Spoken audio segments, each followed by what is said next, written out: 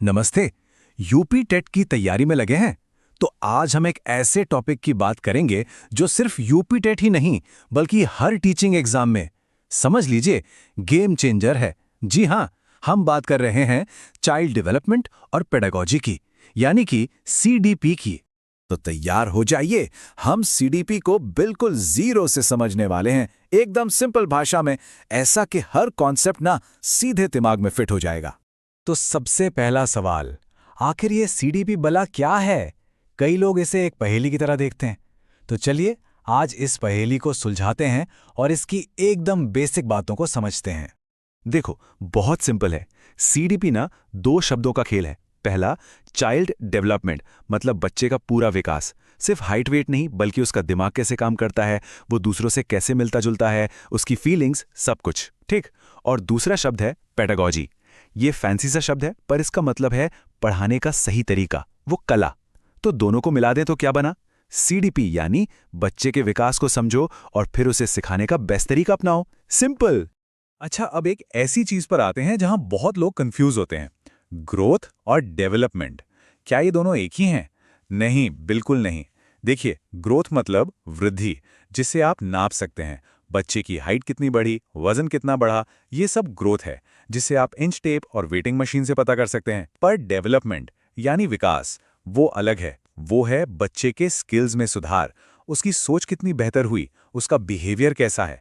इसे आप नाप नहीं सकते, इसे आप महसूस करते हैं, देखते हैं। तो एग्जाम के लिए एक गोल्डन लाइन याद कर लीजिए। ग्रोथ दिखती है, डेवलपमेंट महसूस होता है। बस इस एक लाइन को पकड़ लीजिए, यकीन मानिए कई सारे सवाल तो इसी से सॉल्व हो जाएंगे। ये एक कमाल की ट्रिक है। ठीक है, तो हमने ग्रोथ और डेवलपमेंट का अंतर तो समझ लिया, पर सवाल ये है कि ये जो डेवलपमेंट है, ये होता कैसे है? क्या इसका कोई पैटर्न है? जी हाँ, बिल्कुल है। इसके कुछ पक्के नियम हैं, जिन्हें हम कहते हैं विकास के सिद्धांत। चलिए एक एक करके इन्हें भी समझते हैं। विकास के ना 4 मेन प्रिंसिपल्स हैं। पहला है सेफेलोकॉर्डल, मतलब सिर से पैर की तरफ। आपने देखा होगा, बच्चा पहले अपना सिर संभालना सीखता है, फिर बैठना और फिर चलना, है ना? दूसरा है प्रॉक्सिमोडिस्टल, यानी अंदर से बाहर की ओर। पहले बच्चे की रीढ़ की हड्डी मजबूत होती है, फिर वो अपने हाथों पर कंट्रोल करता है और आखिर में जाकर उंगलियों से कोई बारीक चीज पकड़ना सीखता है। तीसरा, जनरल टू स्पेसिफिक, मतलब पहले बच्चा पूरी बॉडी से रिस्पॉन्स देता है, जैसे किसी चीज को पूरे हाथ से पकड़ने की कोशिश करेगा। बाद में वो स्पेसिफिक उंगलियों का इस्तेमाल करना सीख जाता है। और चौथा, जो सबसे जरूरी है, डेवलपमेंट एक कंटिन्यूअस प्रोसेस है। ये कभी नहीं रुकता, जिंदगी भर चलता रहता है। अब हम सीडीपी की दुनिया के एक सुपरस्टार से मिलने वाले हैं। इनके बिना तो सीडीपी की बात ही पूरी नहीं हो सकती। नाम है जीन पियाजे। पियाजे ने हमें वो चाबी दी जिससे हम बच्चे के दिमाग के ताले को खोल सकते हैं। मतलब हम ये समझ सकते हैं कि उम्र के साथ एक बच्चे की सोचने समझने की शक्ति कैसे बदलती है, कैसे बढ़ती है। पियाजे ने बताया कि बच्चे का दिमागी विकास 4 स्टेज में होता है। पहली, सेंसरी मोटर, जब बच्चा सिर्फ अपने सेंस से सीखता है, हर चीज को मुंह में डालकर। दूसरी, प्री ऑपरेशनल, इसमें इमेजिनेशन तो खूब होती है पर लॉजिक जीरो। बच्चा सोचता है कि उसकी गुड़िया को भी दर्द होता है। तीसरी है कॉन्क्रीट ऑपरेशनल, जब बच्चा उन चीजों को समझने लगता है जो उसके सामने हैं, जिन्हें वो देख छू सकता है। और चौथी, फॉर्मल ऑपरेशनल, जब वो मुश्किल चीजों के बारे में भी सोच सकता है जिन्हें वो देख नहीं सकता। और हाँ, एग्जाम के लिए छोटी सी ट्रिक, इन स्टेजेस को लाइन से याद रखने के लिए बस बोलिए से प्रे कॉ फॉ, बस हो गया काम। तो पियाजे ने तो हमें बच्चे के दिमाग के अंदर की दुनिया दिखाई, पर कहानी में और भी किरदार हैं, कुछ और भी बड़े थिंकर्स हैं जिन्होंने हमें बताया कि बच्चे और कैसे सीखते हैं। तो चलिए अब कहानी को थोड़ा आगे बढ़ाते हैं और कुछ और जरूरी थ्योरीज को देखते हैं। अगले हीरो हैं वाइगॉत्स्की। इन्होंने कहा कि बच्चा अकेले नहीं बल्कि समाज में दूसरों से बातचीत करके सीखता है।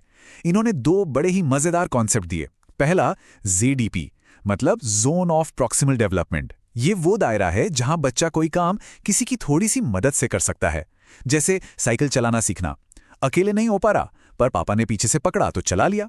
और ये जो थोड़ी सी मदद है ना, इसी को वाइगॉत्स्की ने कहा स्कैफोल्डिंग। ये वो टेम्पररी सपोर्ट है जो एक टीचर या बड़ा देता है।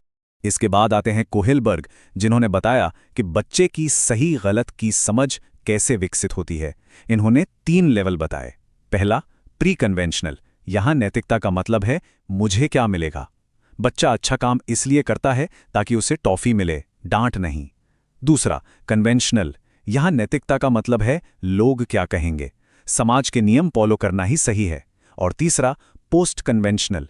यहां इंसान अपने खुद के बनाए हुए नैतिक सिद्धांतों पर चलता है, चाहे उसके लिए समाज के नियम तोड़ने ही क्यों ना पड़े। अब मिलिए गार्डनर से। इन्होंने इंटेलिजेंस यानी बुद्धि का पूरा कॉन्सेप्ट ही बदल दिया। इन्होंने कहा कि कोई एक तरह से इंटेलिजेंट नहीं होता, इंटेलिजेंस कई तरह की होती है। कोई शब्दों का जादूगर है तो कोई सुरों का, कोई बॉडी से कमाल करता है जैसे कोई डांसर या एथलीट, तो कोई मैथ्स का किंग है। और इस थ्योरी की जो सबसे खूबसूरत बात है, जो सीडीपी की आत्मा है, वो ये है कि हर बच्चा अपने आप में इंटेलिजेंट है, बस तरीका अलग है। अब सीखने को लेके दो बड़ी सोच हैं। पहली है व्यवहारवाद, जिसके हीरो हैं स्किनर। ये मानते हैं कि बच्चा एक खाली बर्तन की तरह है, जिसमें आप इनाम और सजा के जरिए ज्ञान भरते हैं। दूसरी सोच है रचनावाद। ये मानती है कि बच्चा खाली बर्तन नहीं, बल्कि एक छोटा साइंटिस्ट है, जो खुद एक्टिव रहकर, चीज़ों से खेलकर, एक्सपेरिमेंट करके अपने ज्ञान का निर्माण करता है। अच्छा, तो हमने इतनी सारी थ्योरीज पढ़ लीं, पियाजे, वाइगॉट्स्की, कोलबर्ग, सब। पर अब सबसे बड़ा सवाल, तो क्या करें इस ज्ञान का? इसका असली मकसद तो क्लासरूम में इसे इस्तेमाल करना है ना? तो चलिए अब थ्योरी से निकलकर प्रैक्टिस पर आते हैं। तो अब सोचते हैं, ये सारी थ्योरीज जानने के बाद एक टीचर को अपनी क्लास में क्या करना चाहिए, कैसे पढ़ाना चाहिए, क्योंकि ये सब बातें सीधे सीधे हमारे पढ़ाने के तरीके से जुड़ी हैं। सबसे पहली बात, हमारा अप्रोच चाइल्ड सेंटर्ड होना चाहिए, यानी बच्चा बीच में हो, सिलेबस नहीं। बच्चों को एक्टिविटीज कराओ, उन्हें खुद करके सीखने का मौका दो। यही तो पियाजे और रचनावाद कहते हैं। हमें इंक्लूसिव एजुकेशन को अपनाना होगा, मतलब हर बच्चे को उसकी काबिलियत या कमी के बावजूद साथ लेकर चलना है। और हाँ, सबसे जरूरी बात याद रखिए, एक टीचर बॉस नहीं है, वो एक गाइड है, एक फैसिलिटेटर है, जो बच्चे को सीखने में मदद करता है।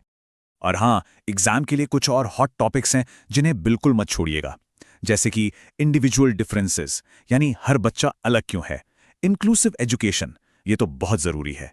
मोटिवेशन, यानी बच्चों को सीखने के लिए प्रेरित कैसे करें। और लर्निंग डिसेबिलिटीज जैसे डिसलेक्सिया, एडीएचडी, इन पर अपनी पकड़ मजबूत कर लीजिएगा। तो आखिर में सीडीपी में महारत हासिल करने का एक सीक्रेट फॉर्मूला, इसे हमेशा याद रखिएगा।